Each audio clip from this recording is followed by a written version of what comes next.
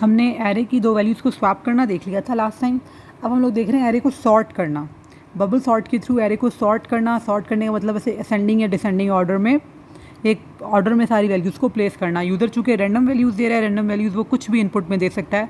हम सपोज करें कि 5 साइज़ की एरे है, 0 से 4 तक इंडेक्सेस है, इसमें 10, 8, 6, 9, 1 रैंडम वैल्यूज़ हैं, छोटी बड़ी वैल्यूज़ मिक्स हैं, किसी ऑर्डर में नहीं है। हमें इस ऑर्डर में लेकर आना है, असेंडिंग ऑर्डर में लेके आना है। उसके लिए हम यूज़ करें जो एल्गोरिथम, मल्टीपल एल्गोरिथम्स अवेलेबल हैं। हम जो एल्गोरिथम पढ़ रहे हैं वो है बबल सॉर्ट। सॉर्ट का बाय द वे एक बिल्ट इन मेथड भी है, आप उसको यूज़ करते हो, उसमें एरे पास कर दें तो वो आपको सॉर्टेड एरे दे देता है, लेकिन हम उसे यूज़ नहीं करेंगे, हम खुद समझेंगे कि सॉर्टिंग करते कैसे हैं। अच्छा, बबल सॉर्ट काम कैसे करता है? हर सॉर्ट का अपना बिहेवियर है कि वो कैसे काम करता है। किसी की टाइम कॉम्प्लेक्सिटी अलग है, किसी की स्पेस कॉम्प्लेक्सिटी अलग है, वो उनका बिहेवियर अलग है, उनका प्रोग्राम लिखने का तरीका अलग है। हम जिस एल्गोरिथम को पढ़ें वो बबल सॉर्ट है, और वो ऐसे काम करता है कि आप एक एरे है, फर्स्ट 2 वैल्यूज़ को कंपेयर करेगा, 10 और 8 को कंपेयर किया। छोटी, चूँकि हम असेंडिंग ऑर्डर में कर रहे हैं, छोटी वैल्यू को पहले ले आओ। अगर स्वैप बनता है, पहले लाने का मतलब है स्वैप करो। मैं लास्ट वीडियो में स्वैप इसीलिए बताया था ताकि समझ में आ जाए। 8 यहाँ आ जाए, 10 यहाँ आ जाए। पहले इसने किया था इंडेक्स 0 और 1 को, अब ये करेगा इंडेक्स 1 और 2 को। जब इंडेक्स 1 और 2 को करेगा तो उसमें 6 छोटा है, 6 पहले आ जाएगा, 10 बाद में। एक वक्त में सिर्फ 2 वैल्यूज़ को कर रहा है, कंसेक्यूटिव 2 एडजेसेंट 2 वैल्यूज़ को कर रहा है एक वक्त में। पूरी एरे को गट्ठा एक्सेस नहीं कर रहा, ना ही एक वैल्यू को उठा के सारी वैल्यू से कंपेयर कर रहा है, नो। सिर्फ 2 एडजेसेंट वैल्यूज़ को पहले कंपेयर करता है, छोटी वैल्यू को पहले लेता है, बड़ी वैल्यू को बाद में। इसके बाद 0 और 1 के बाद बारी है इंडेक्स 1 और 2 की, तो इंडेक्स 1 और 2 में देखता है जो छोटी वैल्यू है उसको पहले ले आओ। 6 छोटी थी उसको पहले ले आओ, 10 को बाद में ले जाओ। फिर इंडेक्स 1 और 2 के बाद बारी है इंडेक्स 2 और 3 की। ऐसा नहीं है कि 0, 1 और फिर 1 को छोड़ के 2 और 3, 0 और 1 फिर 1 और 2 फिर 2 और 3। अब इंडेक्स 2 और 3 को करेंगे तो 9 छोटा है, 9 पहले आ जाए। फिर इंडेक्स 3 और 4 को करेंगे तो 1 छोटा है, 1 पहले आ जाए, 10 यहाँ चला जाए। आपने 0 से लेकर 4th इंडेक्स तक हर 2 एडजेसेंट एड्रेसेस को लेकर एडजेसेंट इंडेक्सेस को लेकर कंपैरिजन करके देखा है।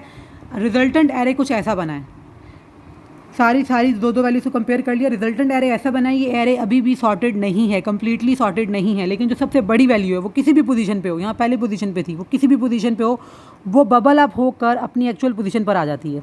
10 सबसे बड़ा है, 10 अपनी एक्चुअल पोजीशन पर आ चुका है। ये एक बार समझ ले लूप चला है, इसने 0 और 1 को किया, फिर 1 और 2 को किया, i++ होता रहा, वो आ गया क्योंकि 2 वैल्यूज़ को लेकर कंपेयर करता रहा।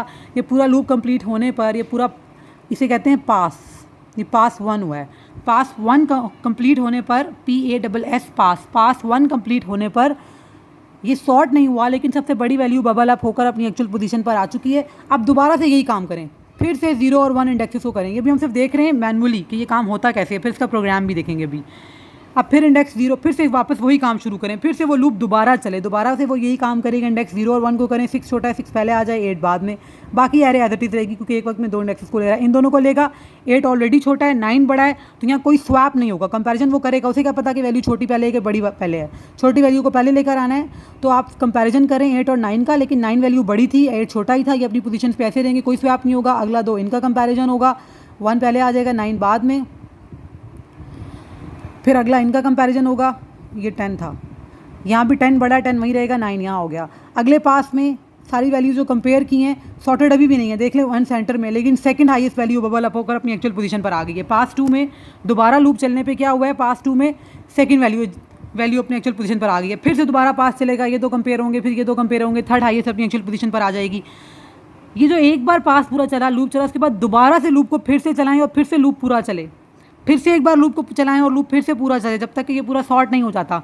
इसका मतलब है इस इनर लूप जो इसको वैल्यूज़ को एक्सेस करके कंपेयर कर रहा है, उसके बाहर कोई आउटर लूप हो जो फिर से इस इनर लूप को दोबारा से चला दे, इसके आइटरेशंस को दोबारा से चला दे। ये तो क्या है इसका कॉन्सेप्ट के बबल सॉर्ट काम कैसे करता है। बबल सॉर्ट का जरा प्रोग्राम देख लें।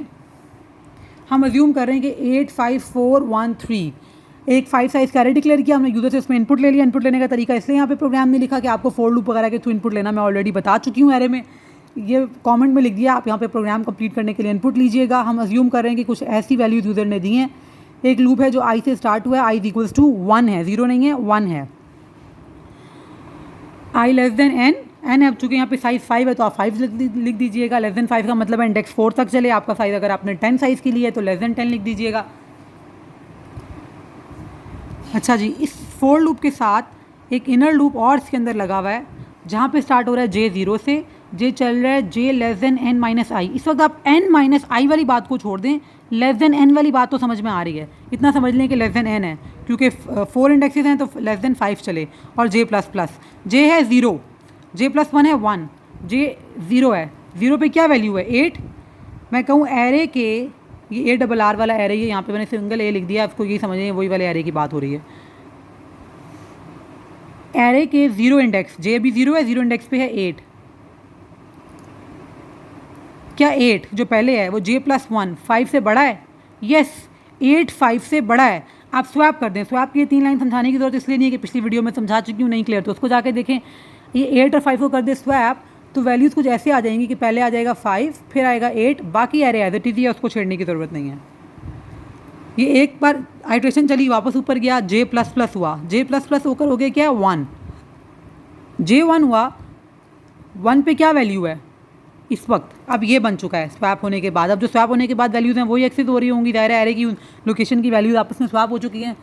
जे हो गया 1, 1 पे है 8, क्या 8 ग्रेटर देन है जे प्लस 1, ये था 1 तो जे प्लस 1 हो गया 2, एरे के 2 इंडेक्स 4 से, क्या 8 ग्रेटर देन है 4 से?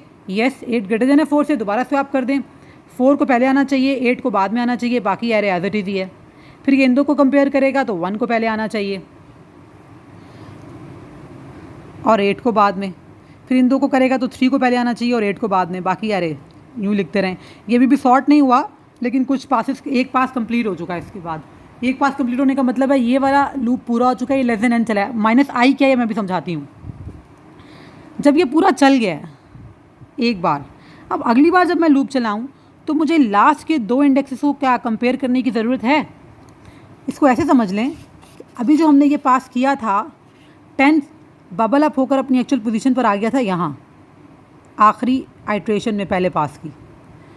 अब अगली बार मुझे 10 को इस वैल्यू से, जो भी सेकंड लास्ट वैल्यू से कंपेयर करने की ज़रूरत नहीं है, क्योंकि 10 बबल अप होकर आ गया था यहाँ अपनी एक्चुअल पोजीशन पर पहले वाले पास में।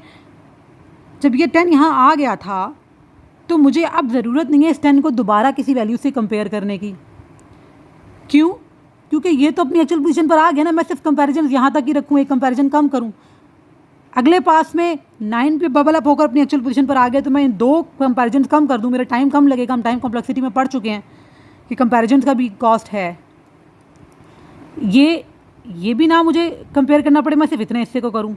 अगले पास में 3 वैल्यू सॉर्ट हो चुकी होंगी तो मैं सिर्फ 2 वैल्यूज़ को करूँ कंपेयर। एक एक कम आइट्रेशन करती जाऊँ, क्योंकि एक एक वैल्यू तो हर पास के बाद सॉर्ट होती जा रही है ना, वो एक एक कम करने के लिए ये किया गया है n माइनस आई। इसको अब दोबारा से 0 से समझते हैं। आई स्टार्ट है 1 से, इनर लूप कर रहा है कंपैरिजन, एक पास पूरा चला रहा है, इनर लूप पास चला रहा है और आउटर लूप फिर से दोबारा उस पास को चला रहा है। जैसे ये वाला इनर लूप काम कर रहा है और दोबारा से इस लूप को चलाने के लिए, कंपैरिजन के लिए दोबारा से लूप चलाने के लिए आउटर लूप है। आउटर लूप प्लस प्लस होकर फिर इनर लूप में जाएगा, इनर लूप अपनी सारी आइट्रेशंस फिर से पूरी करेगा, तब उसके बाद जाके आउटर लूप प्लस प्लस होकर अपना काम करेगा। नेस्टेड फॉर लूप्स हम देख चुके हैं, फिर ये इतना कोई मुश्किल नहीं है। ये आई स्टार्ट हो रहा है 1 से, जे स्टार्ट हो रहा है 0 से। ये आई कहीं दरमियान में एरे की वैल्यूज को एक्सेस नहीं कर रहा। आई सिर्फ ये वाला लूप है, इनर वाले लूप को बार बार चलाने के लिए, अगले पास को चलाने के लिए। इंडेक्सेस को तो एक्सेस इनर लूप ही कर रहा है। अब आई अगर 1 था, मैं करूँ n माइनस 1, n था 5 साइज है, n का मतलब है यहाँ पे आपने साइज लिखना है जो आपके एरे का है। 5 माइनस 1 तो लेस देन 4 चलेगा। ये मुझे लेस देन 4 ही चलाना है, क्योंकि मुझे कंपेरिजन क्या करनी है। जब जे ये होगा तो जे प्लस 1 ये बन जाएगा, जब जे ये होगा तो जे प्लस 1 ये अब हो जाए। ये लेस देन 4 का मतलब है जे जब 3 पर आए, जे जब 3 पर आए तो आप रुक जाएं, क्योंकि जब जे 3 पर होगा यहाँ तो जे 4 तो यहाँ ऑलरेडी जे प्लस 1 करके मैं ले रही हूँ।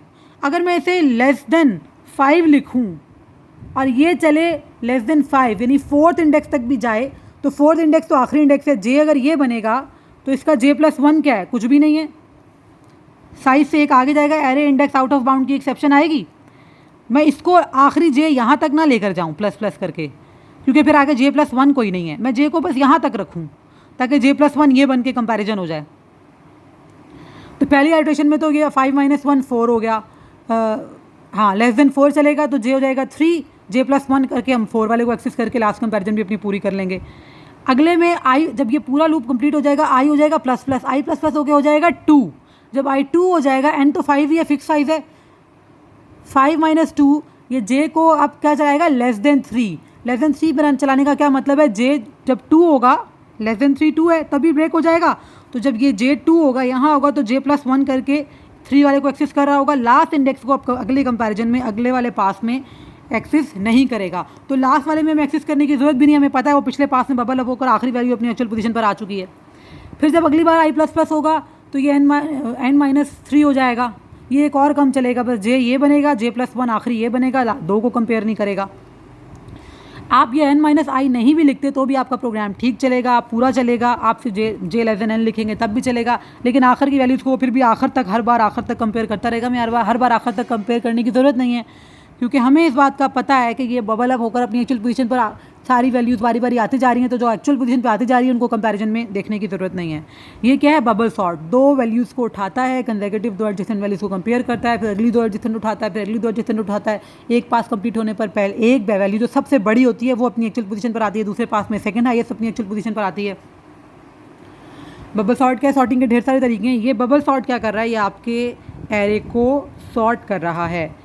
एक बार ये पूरा प्रोग्राम देख लें, और सबसे अच्छी बात ये कि ये सारे प्रोग्राम जो आप लोग पढ़ रहे हैं इसे ड्राई रन करें, उसके बाद इसे अपने सिस्टम पे इम्प्लीमेंट करके देखें। तो अभी हमने कंप्लीट किया एरे की सॉर्टिंग। एरे की सर्चिंग जब मैंने एरे पढ़ाया था तो एरे में एक वैल्यू को सर्च करना मैं बता चुकी हूँ, वो हमने लीनियर सर्च पढ़ा था एरे में। यहाँ पर बबल सॉर्ट कंप्लीट है, एरे ऑलमोस्ट कंप्लीट है। अब हम आगे अगला नया टॉपिक पढ़ेंगे।